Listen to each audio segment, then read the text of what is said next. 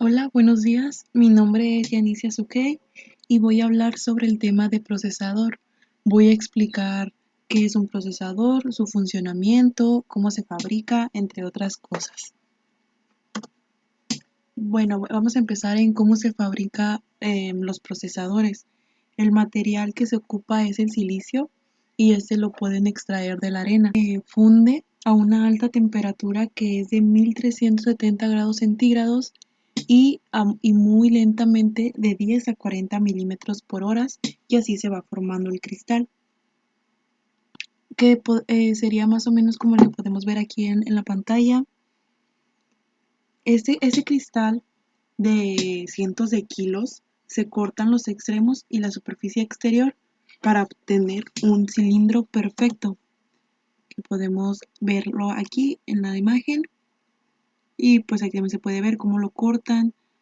Estas, por así decirlo, obleas son pulidas hasta obtener una superficie perfectamente plana.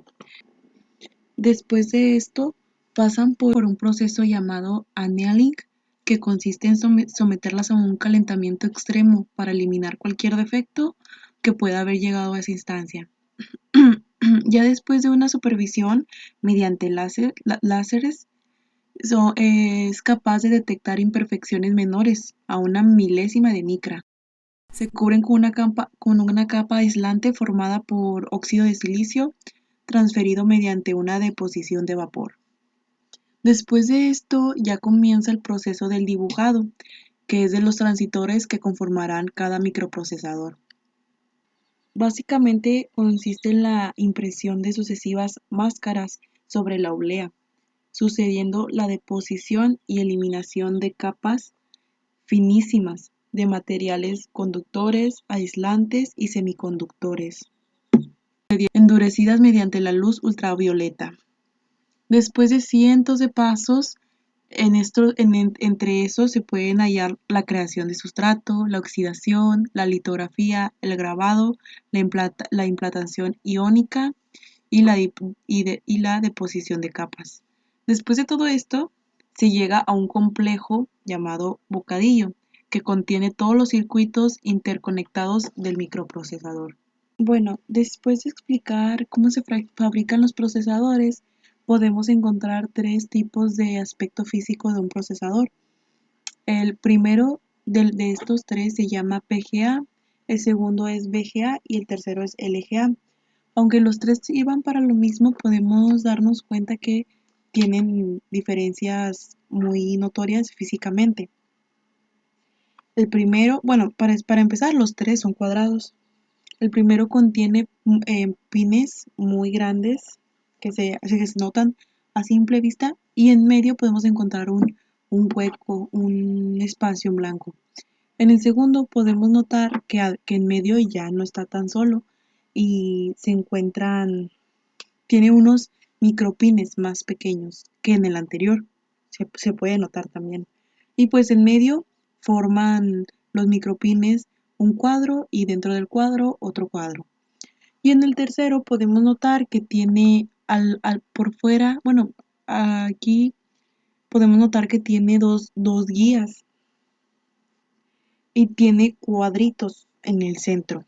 O sea, estos ya no son micropines, estos ya son cuadros que tienen diferente funcionamiento también. Ahora tenemos qué componentes tiene un procesador. En la imagen podemos encontrar pues la mayoría de los componentes que tiene el procesador. Podemos empezar por aquí abajo, que estos serían los conectores, que pueden ser de oro o de cobre, que proporcionan enlaces eléctricos. Bueno, después de los conectores encontramos aquí la unidad de codificación, que esta se ocupa de transformar los datos en una unidad en la que el procesador pueda procesarlo.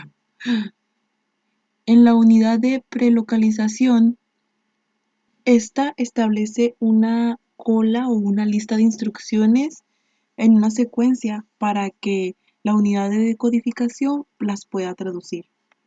Después encontramos la unidad de paginación y de segmentación, que ayuda al circuito de comunicación interno a localizar la información.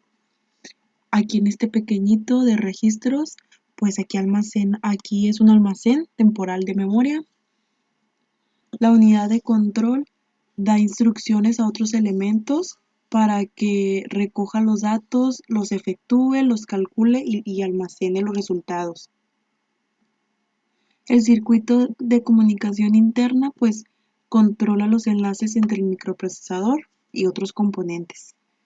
Y la unidad de prueba de protección, pues esta es la que comprueba que los datos estén libres de errores y que podemos encontrar en conjunto todos los componentes del procesador. Bueno, ahora tenemos el funcionamiento del microprocesador.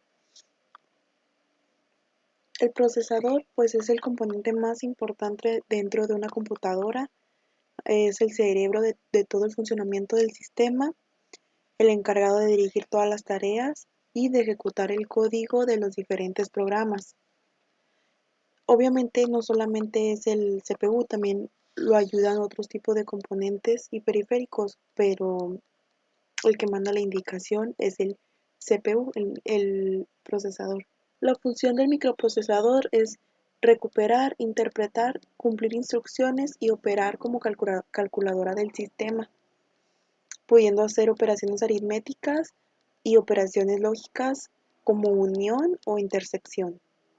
Un procesador sigue un funcionamiento mecánico diferenciado por una serie de etapas comunes, que es la capacitación, decodificación y ejecución.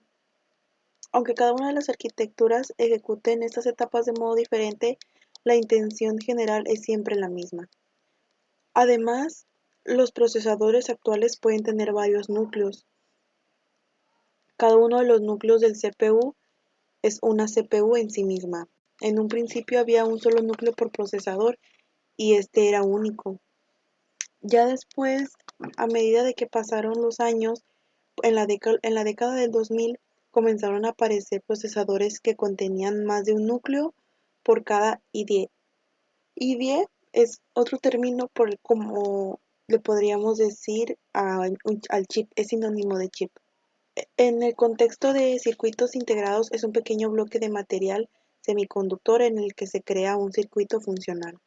Las versiones más modernas de Linux y Windows son capaces de manejar procesadores con muchos más núcleos.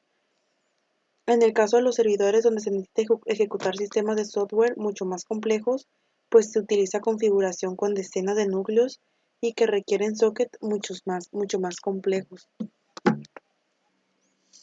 Bueno, esto sería todo por mi parte. Muchas gracias.